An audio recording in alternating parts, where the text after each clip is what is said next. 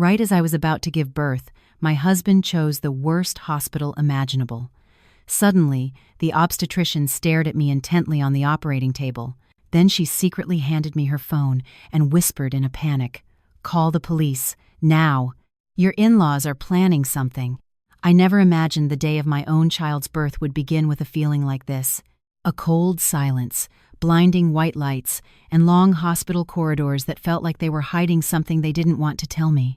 Ryan pushed my wheelchair with a rushed urgency, not out of panic to save me, but as if he wanted to quickly hand me off to someone else.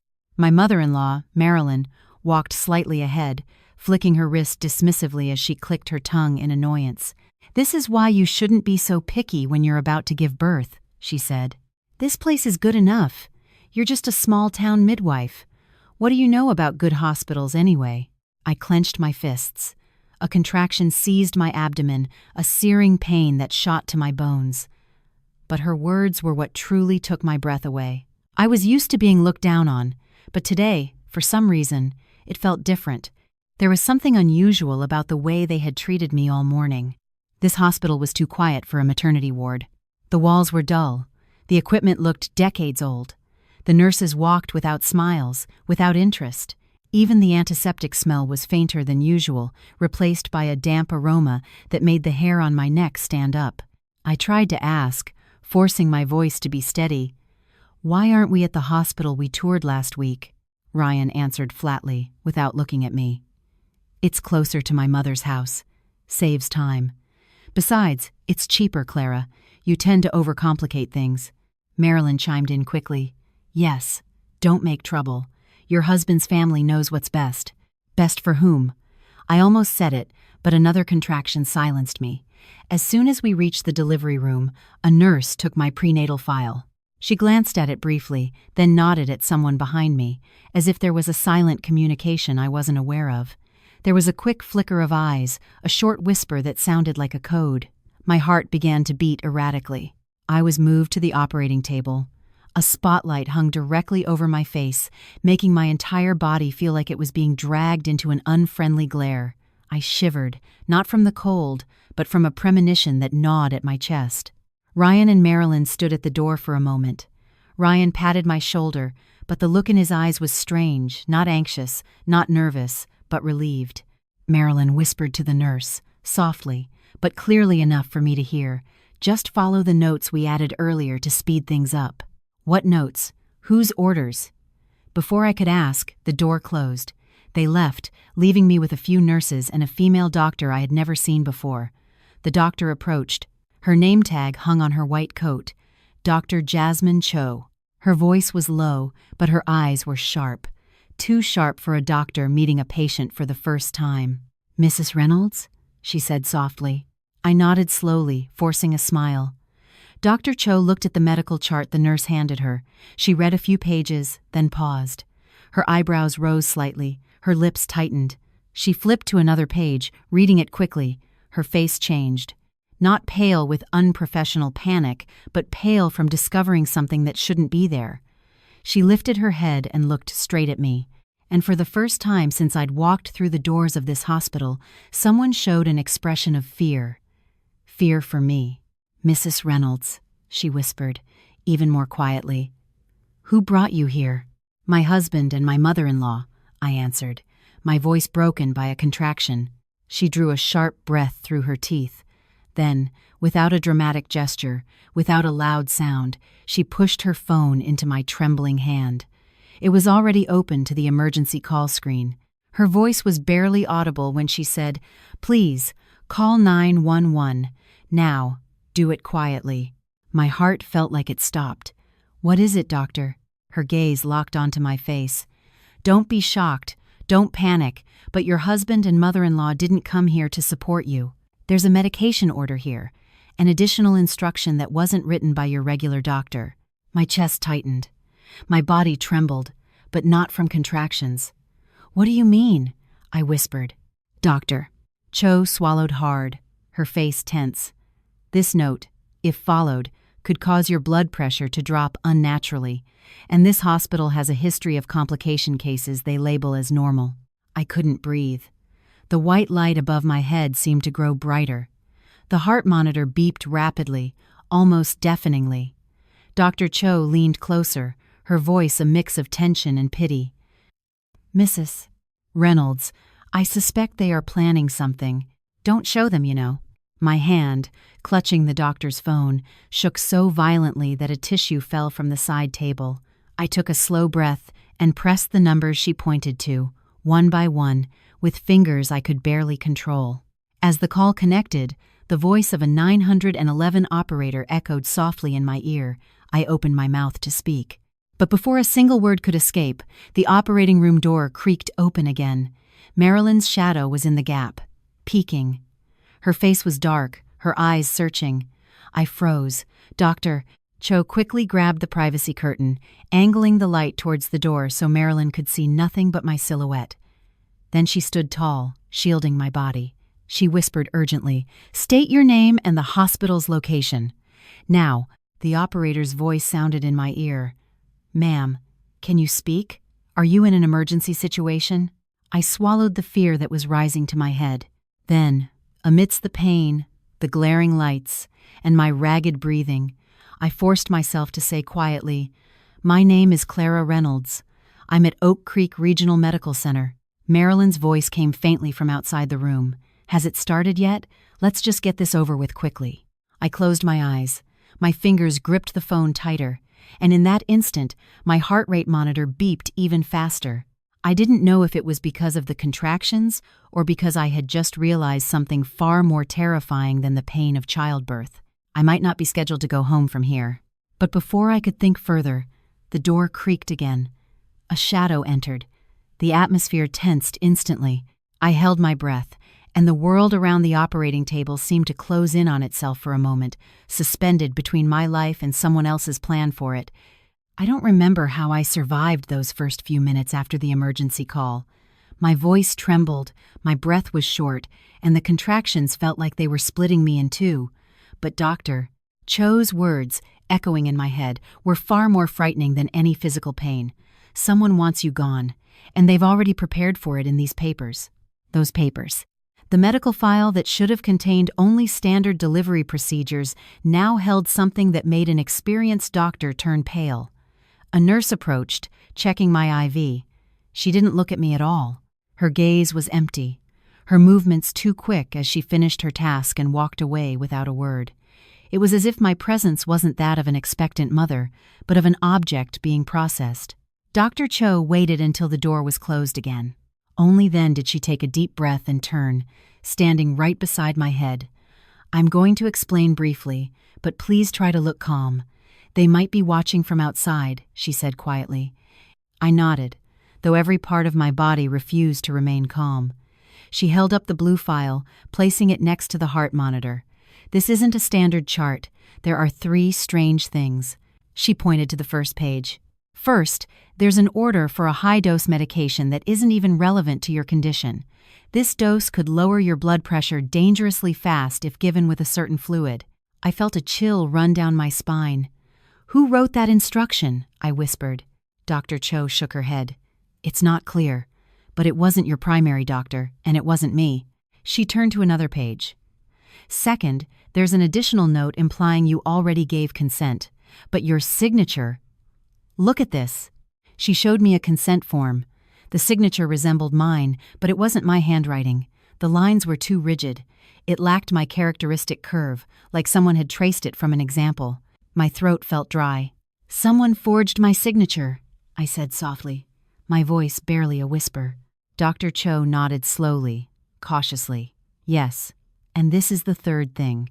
She showed me a yellow form I had never seen before. "This is a high-risk complication form.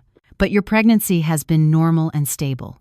Here, it states that you have the potential for severe complications." I gasped, instinctively trying to sit up, but the pain shot through me, forcing me back down. Who would want to make me look like a high-risk case? Dr. Cho looked at me intently. "A form like this is used to prepare an excuse if something bad happens." The atmosphere in the room hardened. I squeezed my eyes shut, holding back a wave of pain that came with the new reality crashing down on me from all sides. Behind my eyelids, I didn't see hospital walls, but the faces of my husband and his mother that morning. Their words, their attitudes, their gazes, they weren't the looks of family, but of people waiting for something to happen. A few hours before arriving at the hospital, Ryan had rushed me out of the house without much conversation. He didn't check the baby bag, didn't confirm any preparations. When I was in pain in the car, he was busy on the phone, his voice low but hurried. "Just wait. Follow the instructions later." Yeah, I already told the person. When I asked who he was talking to, he didn't answer. Marilyn just chided me for asking too many questions. And there was a sentence that had slipped from her lips, faint but still clear. "Once this is all over, our lives will be peaceful." Over what? Whose lives would be peaceful? I opened my eyes slowly. The room felt like it was shrinking. Dr. Cho looked at the door again, making sure no one was listening. "Mrs. Reynolds, I'm not one to make accusations, but your medical file feels like a setup. There's a familiar pattern." "What pattern, doctor?" My voice was nearly broken. She lowered her head. "This hospital had 2 maternal deaths a while back. Both were ruled as natural complications. But a few former staff members who have since left said there was pressure from management not to pursue autopsies." I swallowed hard. My mouth tasted bitter. "You understand what I mean?" she said again. I understood, all too well. Before I could ask more, the door opened slightly. A nurse's voice came from the crack. "Doctor, the family wants to know if a support person can come in later." Dr. Cho turned. "No, the patient is currently under observation. Close the door." The nurse closed it, but I managed to hear Marilyn's voice from a distance. "Just tell them when it's ready. The important thing is not to take too long." Dr. Cho let out a heavy sigh and refocused on me. "Mrs. Reynolds, I need you to stay conscious. Stay strong. Don't let your expression change. Don't give them a reason to suspect what we're doing." "What are we doing, doctor?" She looked at me with an expression that made my skin crawl. "We're finding out who wrote these dangerous instructions and why your husband and mother-in-law were so insistent on you giving birth here." I was frozen. "And if my suspicions are correct," she paused, as if weighing the risk of her words, "they aren't just hoping for a complication." My stomach felt like it was being crushed from the inside. "What do you mean?" My voice cracked. Dr. Cho leaned closer, her voice low and very quiet. "Mrs. Reynolds, I don't think they intend for you to leave this hospital alive." My hands gripped the bedsheets. The heart monitor beeped rapidly, too rapidly. Outside, Ryan's footsteps approached. Then his voice was heard speaking to someone. "If something happens in there later, we'll handle the paperwork right away." I held my breath. Dr. Cho stared at the door, her jaw tightening. Then she turned her gaze back to me and said one sentence that shattered everything. "The question is no longer why they chose this hospital, but what they have prepared for you once the procedure begins." And in that moment, I realized that childbirth wasn't the only procedure waiting for me behind the doors of this operating room. There was something darker, more calculated, and I was right in the middle of it. It felt like the entire room shifted when the door closed again. Marilyn's footsteps faded down the hall, but her words still spun in my head, striking a chest already tight with pain and fear. "If something happens in there later, we'll handle the paperwork right away." As if my life was just an administrative procedure. Another contraction hit, slamming me from the inside like a wave of heat that forced my body to bend. I bit my lip until I tasted salt. I turned to Dr. Cho.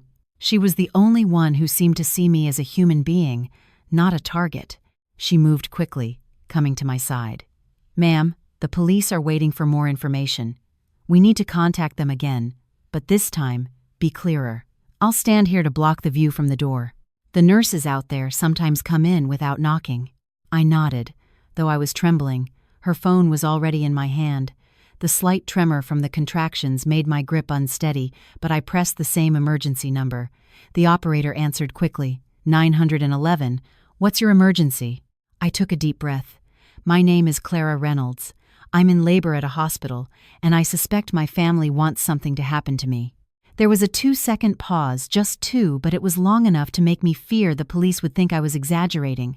But the operator's voice returned, more alert. "Mrs. Reynolds, Is there an immediate threat to your life? I looked at Dr. Cho. She nodded, signaling me to tell the truth.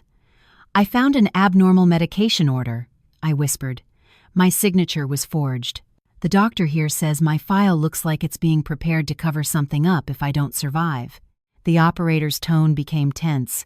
Is the doctor with you able to corroborate this statement? Dr. Cho took the phone for a moment, leaning her body so our shadows wouldn't be visible from outside. This is Dr. Jasmine Cho. I am attending to the patient.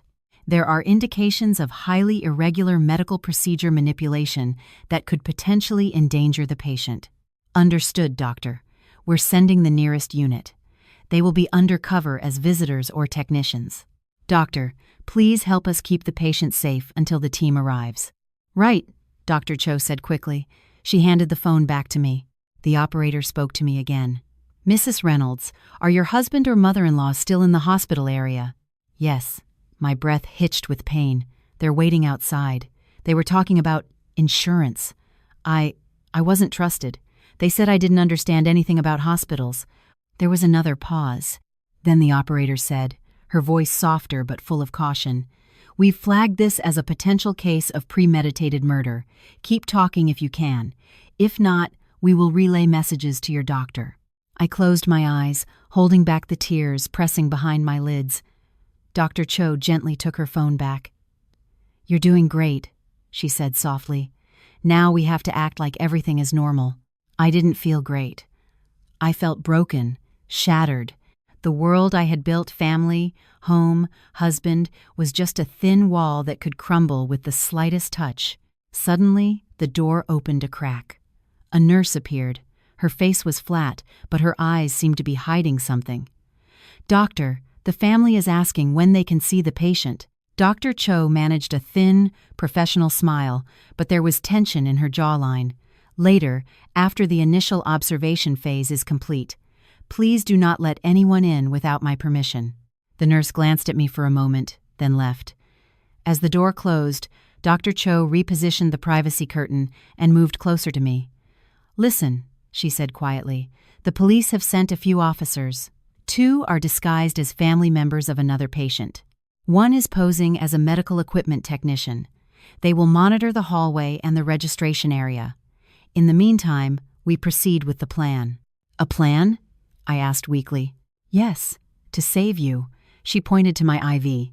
"I've already had a nurse replace the fluid, but the drug written in their notes will be requested soon. I have to make sure that drug never actually reaches you." Fear crept slowly up my throat.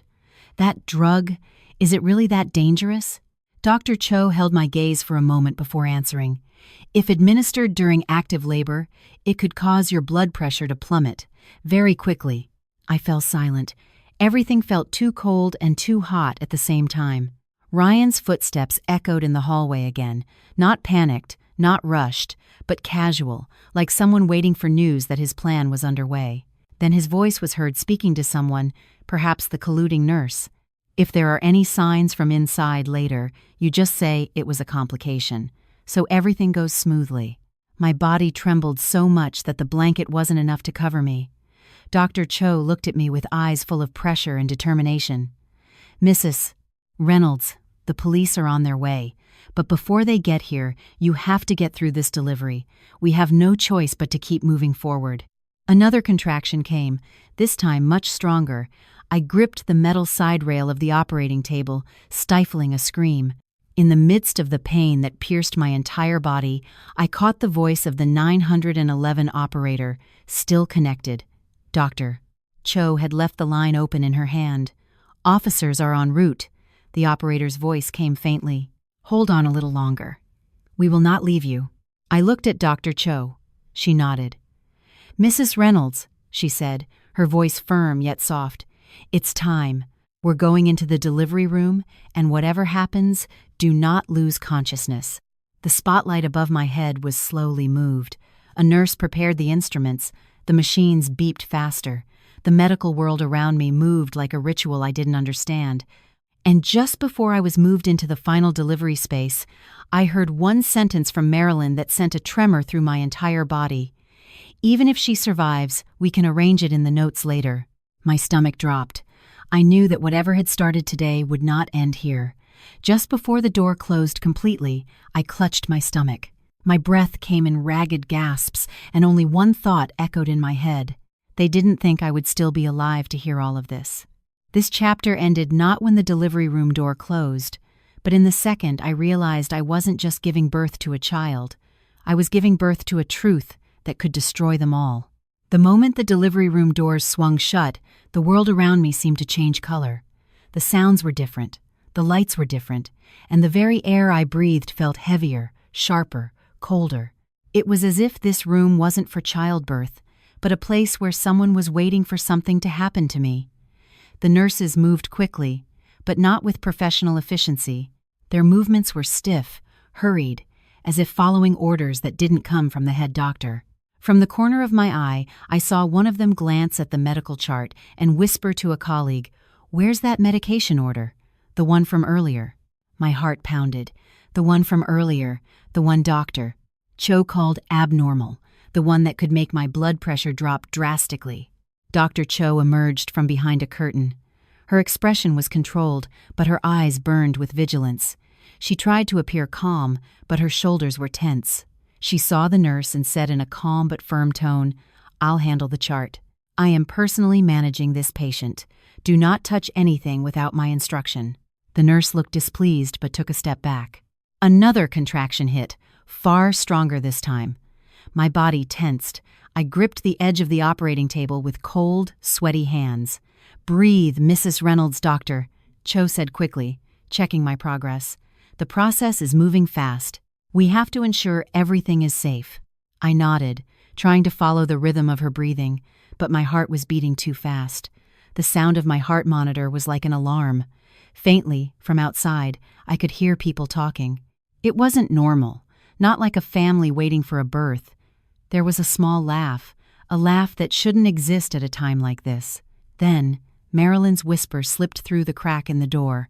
"I hope it goes according to plan." My body temperature dropped instantly. Dr. Cho shot me a quick glance. She had heard it too. Another nurse entered with an instrument tray. Her eyes flickered to a small piece of paper tucked into the chart. Then she stared at me for a long moment. That stare made my skin crawl. It was as if she knew something I didn't, as if I wasn't a person but an object. But before she could reach for that paper, Dr. Cho moved swiftly. "I need 2 of you. Get a new monitor and come right back. The rest of you, stay put." Her tone made everyone freeze. They obeyed and left. As soon as the door closed, Dr. Cho touched my wrist. Her voice was barely a whisper. "The police are in the hallways. They've placed small microphones near the smoking area and behind the water dispenser in the cafeteria. All conversations between the family and the corrupt nurses have been recorded." I swallowed hard, my breath ragged. "They heard Marilyn's voice?" "Yes." Her gaze was hard. "And your husband's conversation as well." My stomach dropped. The monitor spiked. "What conversation?" Dr. Cho didn't answer directly. She glanced to make sure no one else was there, then leaned in close. "An hour ago, Ryan spoke with one of the nurses. He asked, 'How do you file an insurance claim if the patient experiences a fatal complication?'" I was silent for a moment. I couldn't feel my body, only the terrifying emptiness that hung in the air. My voice was hoarse. "He wants me to die." Dr. Cho looked at me with an empathy I knew she was trying to hide to keep me calm. I can't draw that conclusion definitively, but their words don't sound like those of people hoping for a patient's survival. A sharp pain attacked my abdomen again, this time stronger than ever before. A small scream escaped my lips. I gripped the blanket tightly, my body arching against the pain. "You're fully dilated," Dr. Cho said quickly. "Mrs. Reynolds, focus on your breathing. Don't let your mind wander. Your baby needs you to be conscious." I tried to follow her instructions. I controlled my breathing, inhaling deeply, exhaling slowly. "The police will move in at the right time," she continued. "But before that, I have to ensure you and your baby are delivered safely. That is the top priority." I nodded, tears streaming down my face uncontrollably. How could the person who slept in the same bed as me want me to never wake up again? Footsteps crept outside the door. Ryan's voice grew closer. "Has it started? What procedure is the doctor using? It needs to be quick." Then Marilyn's voice, softer, slithering like a thin poison. "If it fails, we're wasting time. If it fails, we're wasting time." Those words stabbed me deeper than the pain of childbirth. Another sound was heard, like someone faking a cough. It was one of the undercover officers. Dr. Cho turned slightly, catching the signal. "That's them," she said quietly. "The police team is in position." The nurses returned with additional equipment. As one passed my bedside, she glanced at Dr. Cho with a nervous expression, as if she knew something had changed. "Mrs. Reynolds." Dr. Cho's voice was suddenly more forceful. "It's time. You need to push on my count. Can you do that?" I nodded, though my entire body was shaking. The count began. 1, 2, hold your breath, push with all your might. The sounds of the world faded for a moment, replaced only by the frantic beeping of the monitor. My breath shattered, and the push felt like it was tearing my whole body open. And then, a baby's cry. The first cry that broke the air like a light tearing through dark clouds. The baby was born. My child was alive. The sound of that cry filled the room, echoing, flowing into my trembling chest. My tears spilled over. It felt like hearing the sound of life after passing through the valley of death.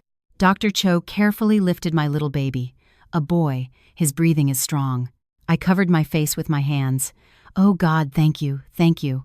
But that happiness lasted only a few seconds before the sounds from the hallway pierced the calm. A small smile, a thin laugh. "Marilyn, I hope it goes according to plan." My stomach clenched.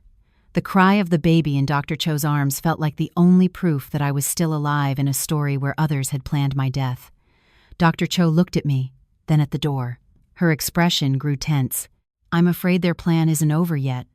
And in that moment, I knew that surviving childbirth didn't mean I was safe. In fact, their plan had just started to fall apart, and they would be panicking, looking for another way. My baby's cries still filled the room as a nurse cleaned his small body, his tiny shoulders, his reddish skin, and his clenched fists, as if he had been fighting since the moment he entered the world. I was crying not just from relief, but from fear. There was a gratitude cut short by a horrific shadow. They didn't expect me to survive. They didn't expect us to survive. Dr. Cho stood close, checking my vitals while constantly glancing at the door. A vigilance never faded from her eyes. She knew something I didn't yet. A few minutes later, the door opened. A nurse entered with a baby blanket, but the expression on her face was not one of joy at a new birth, but of restrained panic. She glanced at me, then whispered to Dr. Cho, "Marilyn doesn't look happy." She said this isn't what she expected. Not what she expected. The words stabbed me. Dr. Cho gave a slight nod and answered quietly, "Let them say what they want. Do not give them access to the patient until I say so." The nurse left, but before the door closed, Marilyn's voice came from outside, angry and trembling. "Why is the child alive? Why didn't her blood pressure drop? Whose procedure is that doctor actually following?" That voice hit me in the gut. For the first time since entering this hospital, I realized that for her, my survival was not the desired outcome. Dr. Cho leaned in, her voice low. "You hear that?" I nodded weakly, fresh tears flowing. "Yes? Good, good." I flinched. "We need audible proof like that." The police have already placed recording devices in the cafeteria hallway and the smoking area. They definitely caught that sentence. I covered my mouth with a trembling hand, not just out of shock, but because finally, something beyond my control was breaking their scenario. Their own voices would become the pit that swallowed them. Soon, the door opened again. Ryan walked in with a forced, friendly expression, a smile that didn't fit, a gaze that didn't land on the baby or my face. His eyes were empty, but there was something behind that emptiness. Disappointment. He stood beside the bed, looking at my swaddled baby. "Congratulations," he said flatly. "You both made it." Made it. The words sounded completely insincere. I looked at him. In that brief silence, I realized something terrifying. Ryan's gaze was not that of a proud or relieved father. It was the look of someone seeing a failed project, a failed plan, a script gone wrong. He stared at me for a long time, then his voice lowered. almost a whisper, but clear enough to make my body freeze. "You're pretty tough, huh?" I thought for a second there. He didn't finish the sentence. He didn't have to. I knew the rest. "I thought for a second there you wouldn't make it." Before I could say anything, he turned away. "I'm going to step out. There's a lot to take care of." Take care of? Take care of whom? Of what? Dr. Cho watched him leave, her face hardening. "He's disappointed." I stared after him, my jaw tight. "I know. And that means they'll try something else," she continued. "Not now, but later, when everyone has calmed down." The pulse in my ears throbbed loudly. Footsteps approached from the hallway, followed by Marilyn's panicked and angry voice. "What does she mean? She's alive. And where are those notes from earlier?" I said those notes had to be used. Otherwise, what was the point of all this? The voice grew closer. I was choked by a fear intertwined with rage. What was the point of all this? What had they actually prepared? This wasn't just a daughter-in-law's resentment. This was a plan. Dr. Cho held up a finger, signaling me to be quiet. She walked to the door and opened it slightly. "I'm sorry, Mrs. Anderson. The patient needs rest. Please wait outside." "Doctor, we need to talk," Marilyn hissed, her eyes darting towards me, cold. What exactly happened? It seems like the procedure was different from the notes. Dr. Cho didn't back down an inch. "Medical care is entirely my responsibility, and the notes you're referring to were invalid. They weren't up to standard." Marilyn's face flushed. "Those notes were prepared. You were just supposed to follow them. Why did you change them?" "Because those notes endangered the patient's life." Dr. Cho replied firmly. Silence. But a silence filled with threat.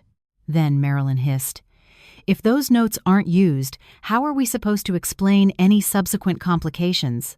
Dr. Cho promptly closed the door in her face.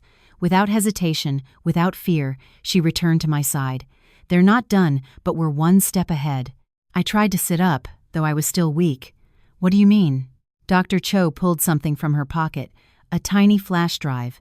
I managed to copy a portion of the computer logs. "A certain nurse tried to alter your medical records while you were giving birth. The police have a recording of it." I stared at the flash drive as if it were a sacred object that could save my life. Suddenly, from the hallway, Marilyn's voice was heard again, lower, darker. "If the first plan failed, we'll just use the second one." I froze. Dr. Cho tensed. A second plan.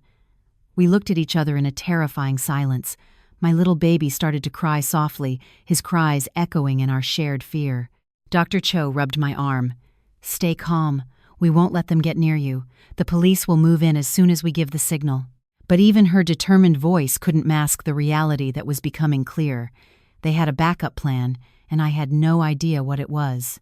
I had just managed to soothe my baby when the door to my recovery room opened slowly, not with a friendly knock, but with a hesitant movement, like someone afraid of being caught doing something they shouldn't. A nurse entered. The same nurse I had been suspicious of from the start. Her face was tense, her hands holding a clipboard and a tablet computer.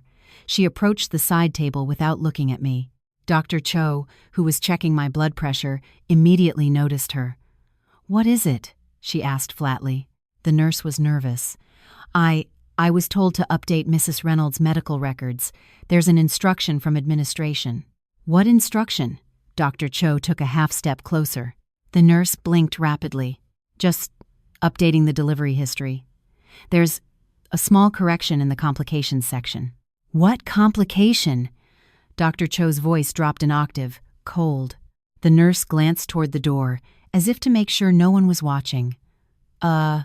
It says here that there was a temporary decrease in patient responsiveness during labor, so that, if anyone asks later, we have supporting medical data." A decrease in responsiveness. I almost grabbed my baby's hand just to make sure he was really in my arms. "Do I look like someone who lost responsiveness?" I asked quietly, my voice laced with anger. The nurse was silent. She knew the answer was no. Dr. Cho held her breath, then said sharply, "I am the attending physician. I did not record a single second of decreased responsiveness. Why are you altering data without my instruction?" The nurse began to tremble. "I'm just following orders." "From whom?" Dr. Cho cut in. The nurse swallowed hard. From Mrs. Anderson and her son. They said a previous doctor had already approved the additional notes. I'm just a tech doctor. I just do what I'm told. I covered my mouth, shock hitting me from within. My husband, my mother-in-law, instructing staff to alter medical records as if I had nearly died on the operating table. For what? To make my death, if they succeeded with their next plan, seem like a continuation of a complication. My body shivered. Doctor. Cho took another step forward, as if to prevent the nurse from fleeing. Unlock that tablet. Show me every note you changed. The nurse hesitated. Doctor, if I open it here, I could be fired. It will be more than just fired. A man's voice came from the doorway. We turned. The male technician who had been wandering around checking the air conditioning, the undercover officer, stepped slowly inside. His ID card was hanging from his neck, but his eyes were not those of an ordinary technician. We've already recorded you accessing the system without the doctor's authorization, he said calmly. You'd be better off helping us than getting dragged into a major case. The nurse trembled even more violently. I don't know anything. I was just told to do it. We know, the officer said. That's why we need your statement. He closed the door slowly, making sure no one saw him from outside. The nurse finally gave in. She opened the application, and on the tablet screen, a list of changes appeared. An added note. Patient experienced a sudden drop in consciousness. A corrected time for a medication. Doctor. Cho had never administered. A fictitious entry of a drastic drop in blood pressure. A revised amount for the IV fluid. I held my breath, my fingers clutching the blanket. This was all to prepare an excuse if my voice broke. If I suddenly took a turn for the worse after this. The nurse finally broke down. Ma'am, I was just told.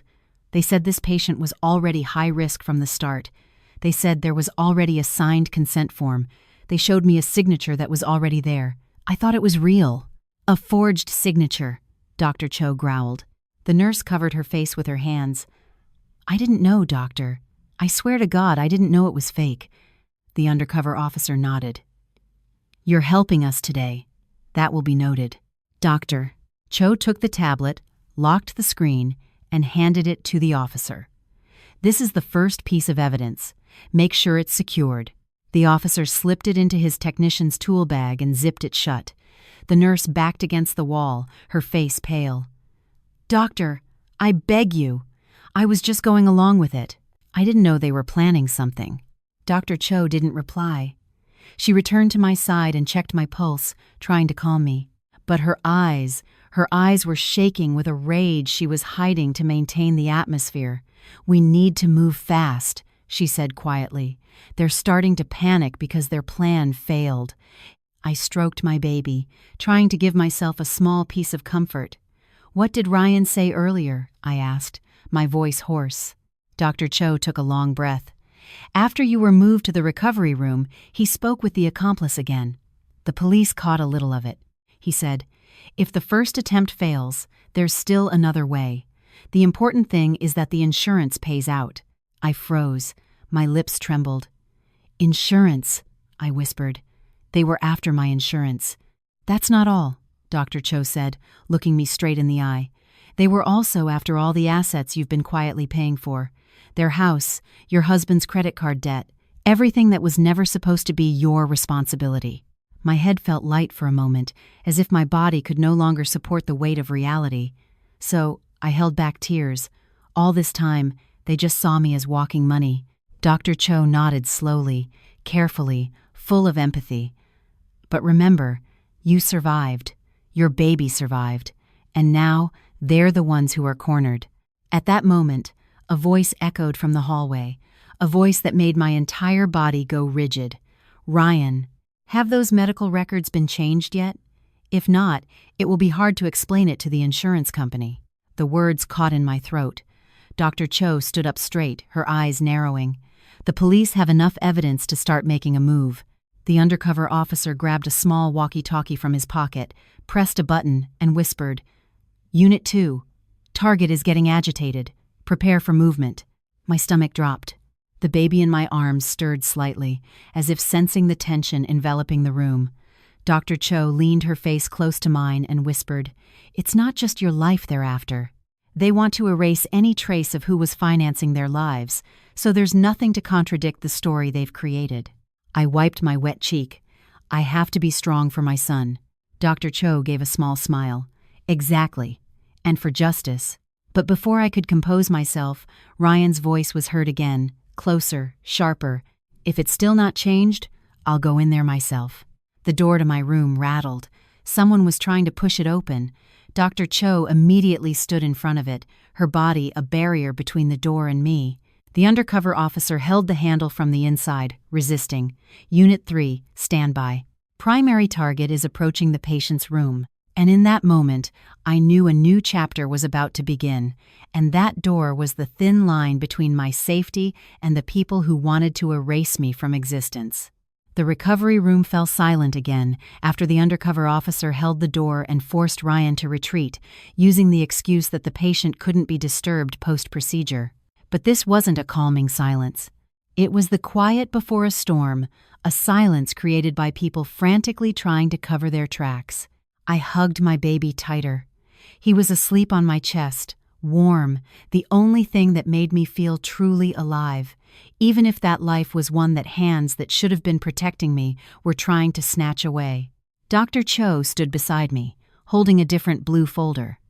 It contained photocopies of the documents she had saved before the corrupt nurse could alter the computer records. "I've coordinated with the police," she said softly. "They want you to see something before we move to the next phase." "What is it?" I asked, though a part of me wanted to cover my ears. "Your insurance documents and your bank statements." She opened the first page. There was my life insurance policy, one I had taken out years ago when I still believed life was normal. But on the next page, I saw something that made my throat go dry. The date of the beneficiary change. 2 months ago. I read the name in the new beneficiary column, trembling. It wasn't my own name as the sole payer, not my siblings, not anyone from my side of the family. I read his name again to be sure I wasn't mistaken. Ryan Anderson. My chest constricted, my breath catching. I never approved this. "I know." Dr. Cho gently patted the back of my hand. "The police know too, and they've already confirmed your signature was forged." I stared at the signature. The shape was similar, but the strokes were too stiff, like someone tracing it without understanding the flow of my handwriting, like someone who had held my driver's license long enough to notice the details. "Impossible!" I held my head. "Ryan. He dared to forge my signature." "Not just him," Dr. Cho replied, her voice calm but suppressing anger. "The police found evidence that Marilyn met with the insurance agent. 2 weeks after that, she brought a photocopy of your ID. I never gave them my ID. That's what strengthens the evidence." I felt my body flush with heat.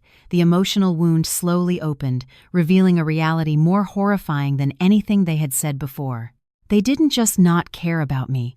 They had meticulously calculated the value of my life if I were dead. Dr. Cho then opened a page of my bank statements, printed by the police. This is the second part you need to know. A series of transactions appeared. Small, regular transfers to Ryan's account. Mortgage payments for my in-laws' house, which I had been paying all along. Payments on Ryan's credit cards, which he had never told me about. And one suspicious transaction, a massive withdrawal from my emergency savings 2 weeks before my due date. "What?" I couldn't go on. "There's evidence Ryan tried to move the funds in your account," Dr. Cho said quietly. "He probably thought you wouldn't check, being so busy with the pregnancy." I felt like I was going to be sick, like I wanted to scream, to throw all the documents that slapped me in the face with a truth far darker than betrayal. Dr. Cho continued whispering, "Your husband once asked you to sign some insurance renewal documents, didn't he?" I gasped. The memory was so clear. Ryan coming home late from work with 2 pieces of paper, saying, "This is just a standard policy renewal, just sign it. You're always so scared of a little paperwork." And I had signed it without suspicion, because I trusted him. He was my husband. Dr. Cho let out a long sigh. "That wasn't a renewal, Clara. It was a consent form to allow an agent to change the beneficiary without subsequent confirmation. I felt all the air leave the room. Oh God, my voice broke. So he was planning this all along. Dr. Cho nodded very slowly. Yes. A short while later, there was a gentle knock on the door. The undercover officer entered. This time, he wasn't pretending to check the AC. His face was serious. "Mrs. Reynolds," he said, squatting down so he wouldn't be conspicuous from outside. "We want to propose the next step, but we need your consent." I nodded, though my hands were shaking. "We now have enough evidence to charge them with document forgery, attempted medical manipulation, insurance fraud, and potential attempted murder." I closed my eyes. Each word pierced deeper than any knife. "But," the officer continued, "if you are able, we need you to hold on a little longer so we can catch them with even stronger evidence." I looked at my baby. His cheeks were soft, his breathing regular. I stroked his tiny head, and I knew I wouldn't run. I wouldn't be silent.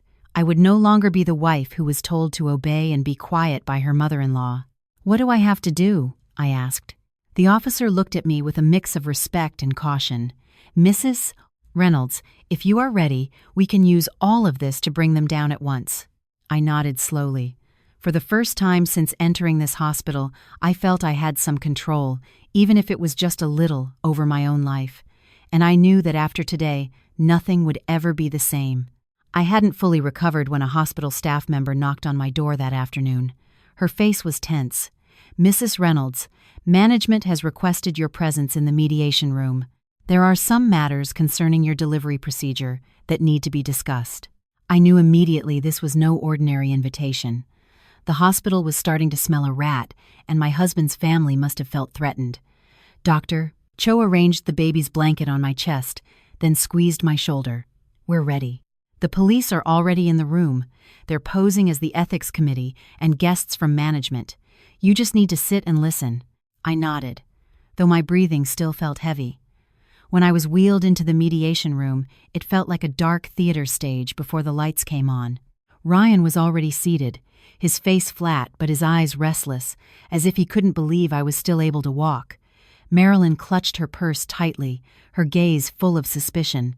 2 hospital lawyers were nervous. Their ties were straight, but they were anything but calm. 3 people I recognized as hospital staff were also there. 2 of them were undercover police, and 1 empty chair was in the middle of the circle, for me. I sat down slowly, holding my baby. The room waited for me to start the conversation, but I chose to remain silent. Let them be the ones to panic. The hospital's lawyer opened the meeting. "We have invited all parties because we have found some procedural irregularities related to Mrs. Reynolds' delivery. We hope this discussion remains orderly." Marilyn cut him off immediately, her voice sharp. "Irregularities? From where? What's irregular is this doctor?" She pointed at Dr. Cho. She didn't follow the prepared notes. She refused to administer the medication that was supposed to be given. Dr. Cho gave a thin, cold smile. "Which notes, ma'am? The ones not signed by a doctor, or the ones with the forged signature?" The room went still. Ryan sat up straight. "Doctor, please don't accuse my family of criminal activity. Those were standard notes." "Standard according to whom?"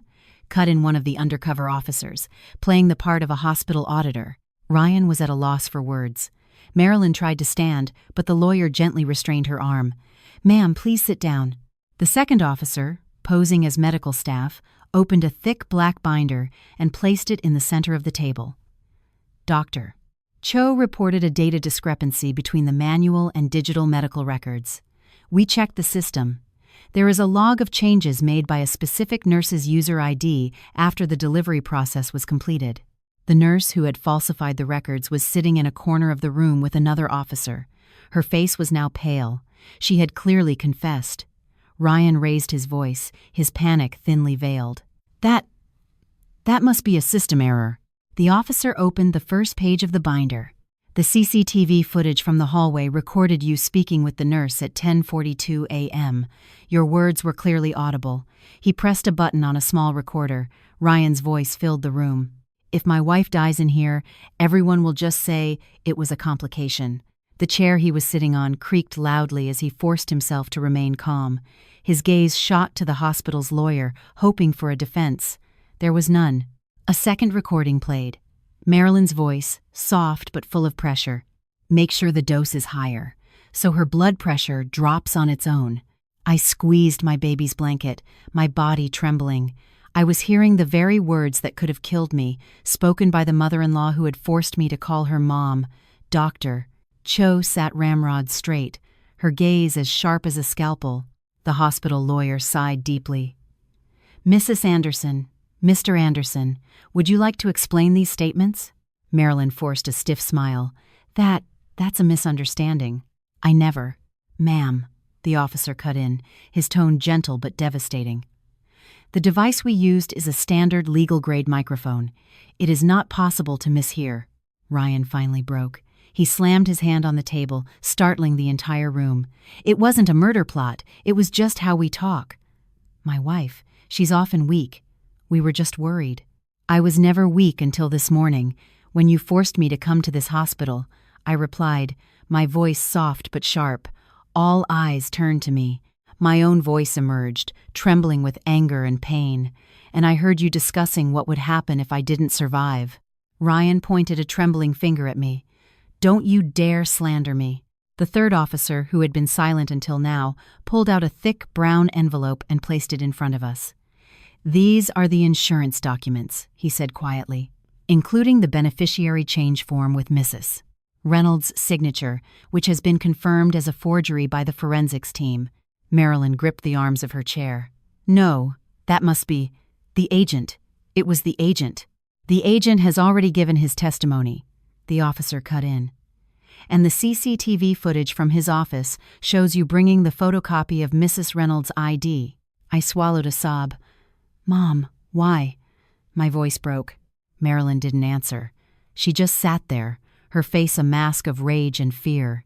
Ryan tried to hit the table again, but an officer stood up. "Mr. Ryan Anderson, Mrs. Marilyn Anderson, you are both requested to remain in this room. We have secured a temporary detention order." Ryan stood halfway up, panicked. "I didn't do anything. This is all slander." The officer stared at him without emotion. "Digital evidence, audio recordings, and forged documents don't lie." Dr. Cho finally spoke, her voice soft but powerful. "Mrs. Reynolds, would you like to say something?" I looked at them, the two people I had once called family, and only now did I see their true faces. The faces of people who placed money above a human life. My voice came out slowly, but very clearly. "The burden you all called me was the source of everything you were after." And in that moment, my baby cried softly against my chest, as if marking what had just collapsed and what had just been born. After the confrontation in that mediation room, the following days were a storm that never truly subsided. My voice was still hoarse from crying all night, yet my steps, strangely, felt more stable, as if I were walking out of a thick fog I had long called a marriage. Ryan and Marilyn were held in custody, pending investigation. The hospital became a crime scene. Computers were seized, medical records rephotographed, and all CCTV footage was pulled. News of the alleged medical manipulation and insurance fraud began to circulate quietly among the hospital staff. I was moved to a VIP recovery room at the request of the police, not for comfort, but for security.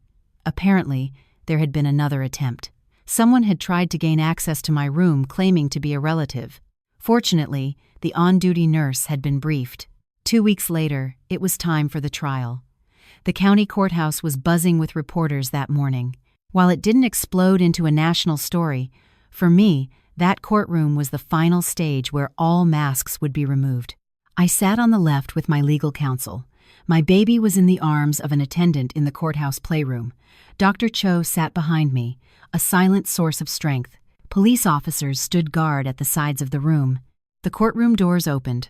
Ryan entered, his face pale, his hair messy, wearing a thin detainee vest. Marilyn followed, her walk hurried but broken, as if reluctant to admit she was no longer the respectable mother-in-law who used to flaunt her status. When our eyes met, I felt a clash of emotions that was hard to define: sadness, anger, disgust, and relief. relief that today they no longer had any power over my life. The judge began the session with the bang of a gavel. The case was read aloud. Attempted murder through medical manipulation, forgery of signatures, attempted insurance fraud, manipulation of hospital medical records, and economic abuse of a spouse. When the prosecutor called the first witness, the nurse who had altered my records, the room tensed. The nurse trembled but spoke clearly. I was asked by Mrs. Marilyn Anderson and her husband, Mr. Ryan Anderson, to alter the medical data. I initially did not know it was dangerous. I regret it deeply. Ryan scoffed. You're just trying to save yourself. You, the judge banged the gavel. The defendant will be silent. Then, the audio recordings were played. If my wife dies in here, everyone will just say it was a complication. Make sure the dose is higher, so her blood pressure drops on its own. Several people in the courtroom gasped. Even the prosecutor took a long breath. Ryan shook his head violently. That's not what I meant. It was just talk. My wife is dramatic. We were just... The prosecutor stared at him sharply. Your conversation took place before the medical procedure, and you gave instructions to a nurse. That was not a joke, Mr. Anderson. Next, the insurance documents were presented. The forged signature, the date of the beneficiary change, the CCTV footage of Marilyn bringing my ID without my permission. Marilyn's face crumbled, not with remorse, but with the shame of being caught. The next witness was Dr. Cho. She stood tall, full of authority. In professional language, she explained every procedural anomaly she had found, leaving out no detail. The medical file was arranged to make the patient's death appear natural. If I had followed those notes, Mrs. Reynolds would likely not have survived. The courtroom was as silent as a grave. Then it was my turn to be called. I stood slowly, leaving my baby for a moment in the attendant's hands. My legs were shaking, but my voice found a strength I had long suppressed. Your Honor, for years I financed this family. I paid the mortgage on my mother-in-law's house. I paid off my husband's credit card debt. I paid for my mother-in-law's hypertension treatments at the hospital. All that time, I never complained. My eyes burned with unshed tears. But when I was giving birth, they chose a cheap hospital, not because they couldn't afford better. They chose a place they could control, a place where a death could be made to look natural. They wanted my body to be a tool to get money. Several people in the courtroom looked down, unable to meet my gaze. I may not have been a perfect wife, but I did not deserve to die for insurance money. The judge noted every word. The trial went on for several hours. Finally, the judge made a decision, looking down to read a long file, then lifting his face, his expression firm and cold. The defendants, Ryan Anderson and Marilyn Anderson, are found guilty of attempted murder and insurance fraud. Further legal proceedings will commence. Both will be held in custody until a final verdict is reached. Marilyn screamed in despair. Ryan tried to approach my seat but was restrained by the police. Clara, you destroyed this family, he yelled. I stood and faced him without flinching. You tried to destroy my life. The next ruling made my breath catch for a moment. Full custody of the child is granted to the mother, Clara Reynolds. The divorce is granted. All assets in Mrs. Reynolds' name are now fully under her control. The defendant, Ryan Anderson, is prohibited from approaching his ex-wife within a 200-yard radius. The gavel fell. That sound was the sound of freedom. As I left the courthouse, the afternoon breeze touched my face. My baby was asleep in his carrier, his breathing soft and peaceful. For the first time in what felt like a lifetime, I could breathe without feeling watched. I finally realized I was truly alive, and my safety no longer depended on anyone with ill intentions. It felt like being born again, but deep in my chest, I knew this wasn't the end. This was the beginning of a life I chose for myself. A few months after the court's decision, my life no longer felt like a dark, whispering hospital corridor. Slowly, like a dawn breaking after a long night, everything began to take on a new shape. The hospital where I had nearly lost my life became major news. An investigation was launched, the management was replaced, and several corrupt nurses and administrative staff were detained for further questioning. Dr. Cho's name appeared in many reports as a figure who had fought against corrupt procedures and exposed critical facts. She was hailed as the doctor who saved 2 lives at once. One afternoon, she visited my small but warm rented apartment where my baby and I had been living since leaving my in-laws' house. "The investigation is complete," she said, sitting on my small sofa. "They've asked me to join the hospital's SOP improvement team, but I have an offer for you." I chuckled. "Whatever your offer is, as long as it's not an invitation back to a delivery room, I'm in." She grinned. "It's more than that. Let's open a small clinic. Not a big hospital, not an expensive clinic. A clinic for mothers and children. A safe place. A place that will never let what happened to you happen to anyone else again." I looked at my baby, who was chewing on his tiny fingers in my lap. If a clinic like that had existed back then, maybe my life wouldn't have had to go through hell to get here. I nodded slowly. "Let's do it." The small clinic opened 2 months later. Its walls were painted in warm colors, with no piercing medicinal smell, no blinding lights. There was a reading corner for waiting mothers, educational posters I designed myself, and a consultation room arranged with genuine care, not just formality. We named it the Reynolds Birthing Center, to reclaim the family name that had once been dismissed as unimportant by those who mocked my background. On opening day, several health advocates attended, including a man I vaguely remembered from the investigation process, Nathan Vance. He was the one who had helped the police map out the insurance manipulation motive. He was about my age, with a calm face and a non-judgmental gaze. He approached me after the ceremony was over. "Mrs. Reynolds," he said, shaking my hand warmly. "I followed your entire case. It's incredible to see you standing here today." I laughed softly. I never thought I could stand this far myself. "If you ever need help with regulations or legal advocacy, I'm always available," he said politely, with no hint of flirtation or ambition, just honesty. There were no sparks of instant love, no drama, just respect. And that felt far more constructive than any warm promise my ex-husband had ever given me. Dr. Cho nudged my arm as soon as Nathan left. "He's interested in you," I snorted. "He's interested in his own project."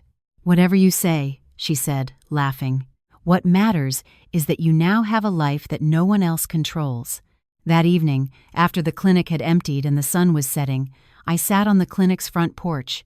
My baby, whom I had named Aaron, was asleep on my chest, his breathing calm.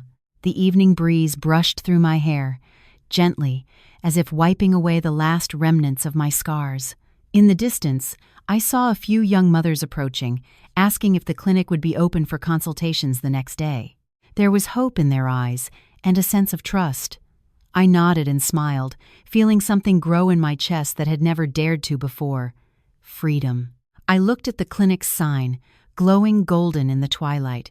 My own name was on it, the name that was once considered small, ordinary, and unfit to lead anything. Now it stood as a name that could save other mothers. I hugged Aaron tighter, stroking his head. "Your mom was almost lost on an operating table," I whispered to my son. "Now, I'm standing here to make sure no other mother is targeted like I was." My son stirred slightly, as if he understood. As if he knew that we had both passed through the gates of death and emerged as 2 new people. The sun set slowly, painting the clinic's lawn in shades of orange. And for the first time in my life, I felt that every breath I took was my own.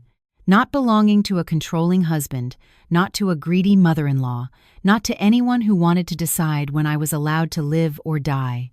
This was my breath. This was my life. And I had chosen it myself.